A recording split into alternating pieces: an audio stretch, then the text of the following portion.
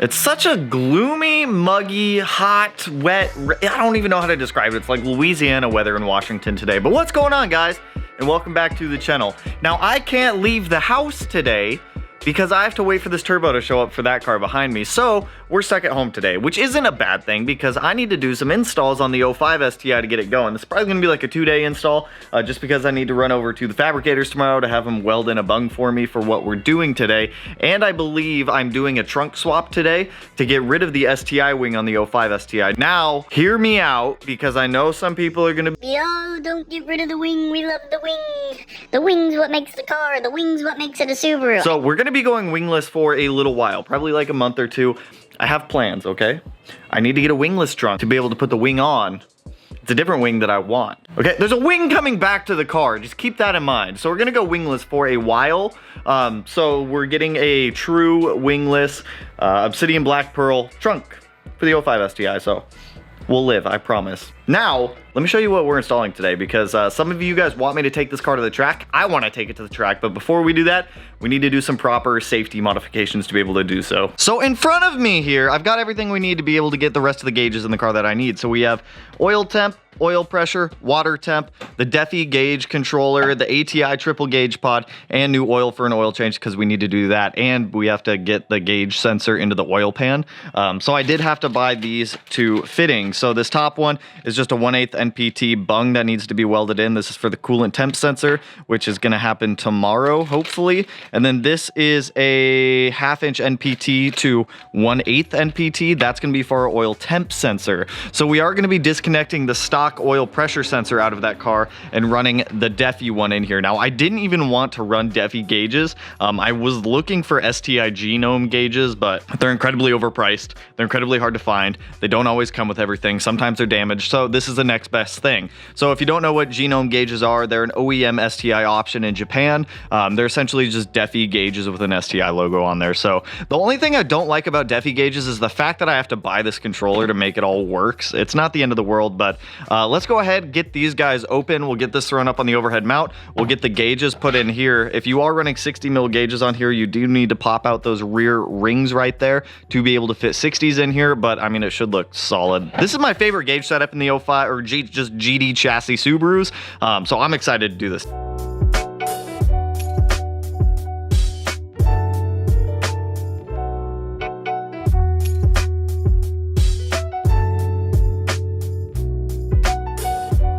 So I've got this guy all set up now, ready to go in the car.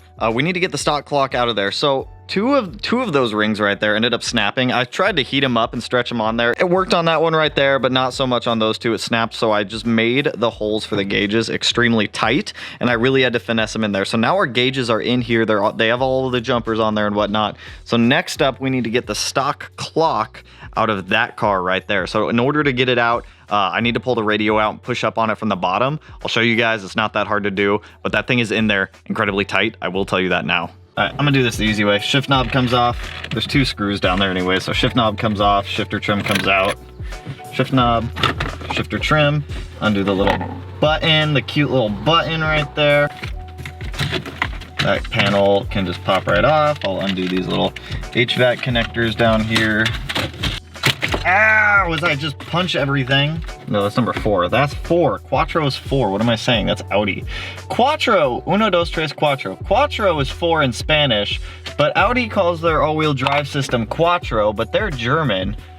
Why does Audi use Spanish? Question of the day. If anyone knows why Audi uses Spanish, feel free to enlighten me down in the comments below, because now I'm curious. Random thoughts with Tanner, that's what we're doing today. I just need to get this last couple clips out. Where's this last clip? It's like right there. There we go. Clock's out. Clock's out of there. So we're not going to be reusing this piece. I'll probably keep it in the back.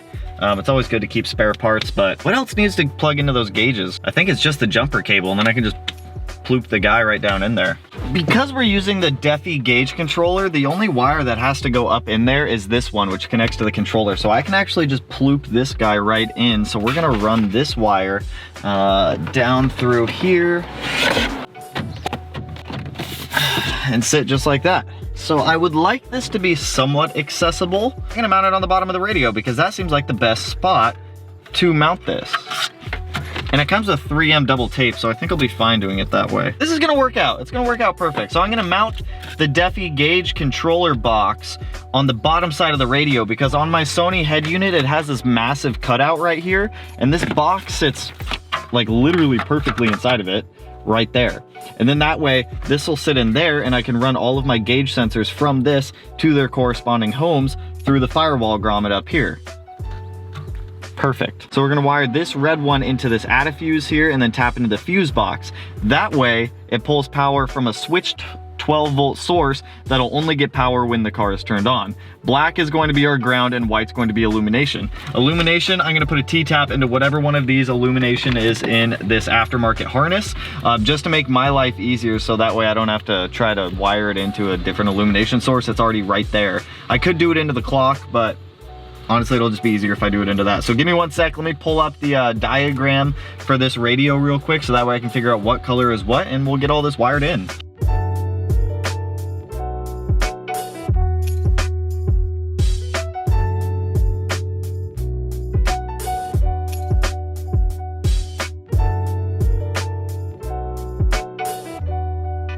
So I've got the wires temporarily put in there right now. I had to trick the ignition wire into the accessory 12 volt. So I've got 2 fuses in there. I've got a fuse for the actual gauge controller computer guy right there. And then I have a separate fuse for the ignition wire. So that way, if anything does pop, it's not gonna cause any damage to anything. So if we put our key in the ignition, let that do its thing, that's gonna be like, hello, whip, whip.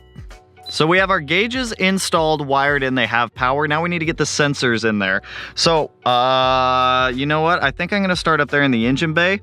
We'll get the oil pressure sensor installed first, then we'll jack the car up, get the oil temperature sensor in, change the oil, run the gauge wires through the grommet where I normally run them, and then we'll run them behind the glove box to this guy right here. We'll do the same thing with the water temp sensor. So let's go up into the engine bay. So if you're gonna be doing this, there's really 2 galleys that you can pull oil pressure from. There's the stock one down there, which is where I'm going to be going. So I'm gonna have to pull the alternator back off, no big deal. And then there's another one down there by the turbo. If you choose to do the one down there by the turbo, you're gonna need this Pro Sport oil pressure relocation kit. It's essentially this long feed line. They give you like all the zip ties and everything you need, and then they give you this very special plug. Now you need this special plug because this is for Subaru oil galley, so it's like BPST to NPT, so you absolutely need this fitting if you're going to be doing an oil pressure sensor in these cars, because that is 100% necessary. It allows the oil pressure sensor to thread into there, to go into the galley to read oil pressure.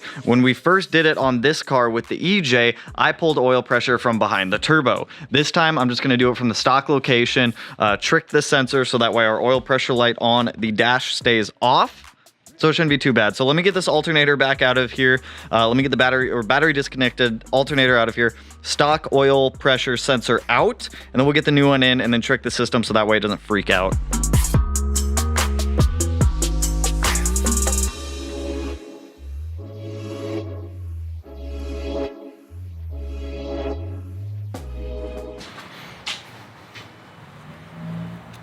Why? Why does this happen to me? Why does this happen? I don't know why it happens. Remember how I was like, oh, I'm stuck at home because I'm waiting for this turbo to show up and I can't go anywhere? Now I'm really stuck at home. I swear this car takes jabs at me whenever it can. So I got the alternator off, right? First problem, the bracket that holds the alternator, the new alternator, sheared off. I already contacted DC Power. They're sending over a replacement. It could have just been a material issue, but it straight up just was like, yeah, nope. Don't want to be here today. Bracket broke, they're already sending out a replacement, it's no big deal. This is a little bit more of an issue because before I could have just put the old alternator back on temporarily. Yeah, so I just ordered the replacement connector for this. It's not even that the connector just like depinned itself, like the connector straight up broke off the wiring. So that's a fun problem right there to deal with now, but hey, on the bright side, our oil pressure sensor is in with the wiring. Woo! So, I mean, I guess bright side, it's not a huge deal. It's not a big deal, you guys, but it's an annoying issue with that because now the car is going to be down for a couple days until I get this new plug-in. I may have one sitting around the garage from this car. If so, I'll kidnap it and use it on this temporarily, but That sucks. Like, come on. Why you gotta do this to me, Karma? Why you gotta do this to me? I'm making you better. I'm not gonna deal with that issue right now. My glove ripped. That's another fun problem. So, let me get this thing jacked up. Let's get the oil changed in it. Once the oil is changed, then we can get the oil temp sensor in there. But just to show you guys this oil pressure sensor, that is the location I'm using. So if you just disconnect the stock oil pressure sensor, the light on the dash will stay off, so you don't have to worry about it. You just really have to monitor oil pressure on your own. So let's get the oil drained on this thing.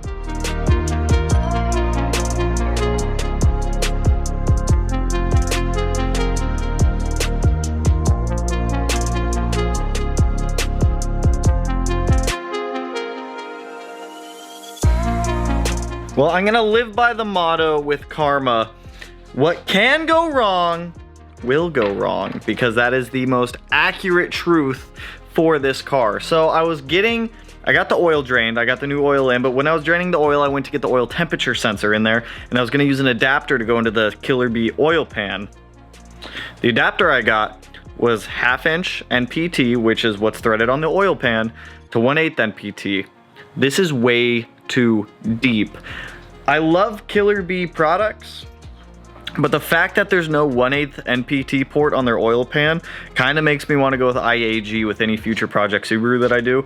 It's just, what is the point of having just a 1/2 inch NPT port on there? What is the point of this? If anybody knows what the actual point of having a 1/2 inch NPT port on your oil pan is, enlighten me. Aside from maybe running an oil line to it, I can't think of anything else. So we're gonna go with our backup plan and use the second oil galley in this car for our oil temperature sensor. So let me show you where that is, because now you get to learn where both oil galleys are. Old oil's out, new oil's in. The other galley that we're gonna be getting to is right down there in that cluster of mess. I mean, I guess it works for wiring harness length. It'll make life a little bit easier. We don't have to have any cords running around like the hot exhaust. So I need to get the air box out. I need to get this charge pipe out. I need to get the AOS moved so that way we can feed gauged wires through the firewall. It's just, bro, why is everything gotta go wrong with this car? Why can't you just cooperate with me? I swear, I'm gonna send you to the wreckers and they're gonna crush you. I'm joking, I take that back. Please don't let anything else go wrong. I love you so much.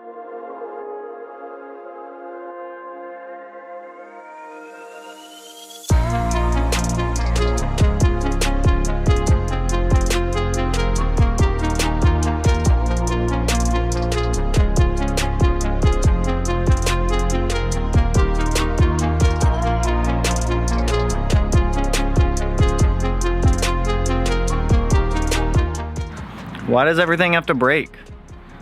Why is literally everything I'm touching just breaking? It hasn't been installed long. I'm rather annoyed. I am actually rather annoyed at this point. All this for just gauges and everything's just breaking. Ah, why? So I got the oil temperature sensor in. It is right down there in that little galley. So that is installed, but I had to move this AOS out of the way to be able to get to the grommet to pass the wires through. Now, the AOS is leaking from the bottom coolant line. This IAG AOS is literally 1.5 months old. It's seen maybe 1,000 miles. Actually, I know it's seen exactly 1,700 miles, and that bottom coolant line is leaking. I'm rather annoyed that you're leaking coolant already, so I have no idea how to tighten that line because it's on there with like some snap rings and some weird other stuff, so I don't quite know what's going on there, but there's like decent play in that line. If I can get my hand down here and just, like, it moves quite a bit. It's not supposed to do that. All right, so I'm gonna take a break from up here and everything just breaking, and we're gonna go back inside the car. I've got the lines ran for the gauges right here, going back through the firewall, so let's hop in the car, let's get the interior reassembled, then we'll come back up here and deal with this situation. I guess I'm gonna try to take that AOS apart, see what I can do to fix it. If I can't do anything to fix it, IAG, I'm gonna be hitting you up for a replacement.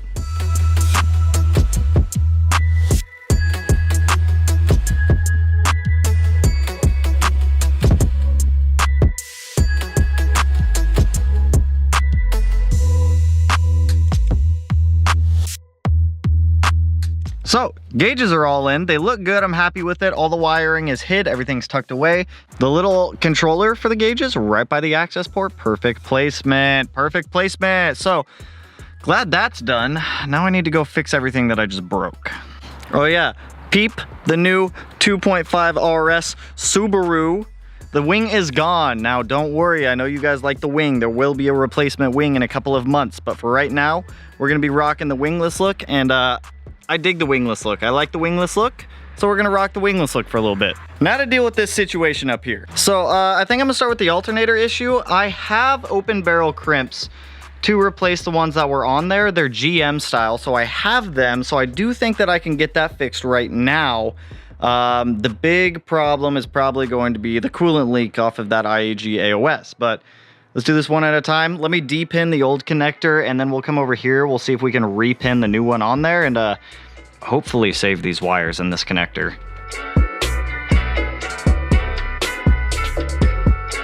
Okay, well, I have seemed to make matters worse. Learning lesson for all. If you have an IAG V3 AOS or oil separator and your bottom fitting comes loose, don't try to tighten it. Don't try to tighten it. This is garbage now. You just go straight into the garbage now because there's nothing left of you. There's nothing left of you. So I just ordered a replacement IAG AOS. I got the competition series this time, so today's just going great. I got no words. I got no words. That's just today. It was supposed to just be a mild, chill day. Install some gauges, oil pressure, oil temp, easy. Water temp, no problem. Now I don't have a car. I don't have a working car for like a week. Tick. Well, back to, why? Why does this car do this to me? It's only this 05 STI that I've ever had issues with like this.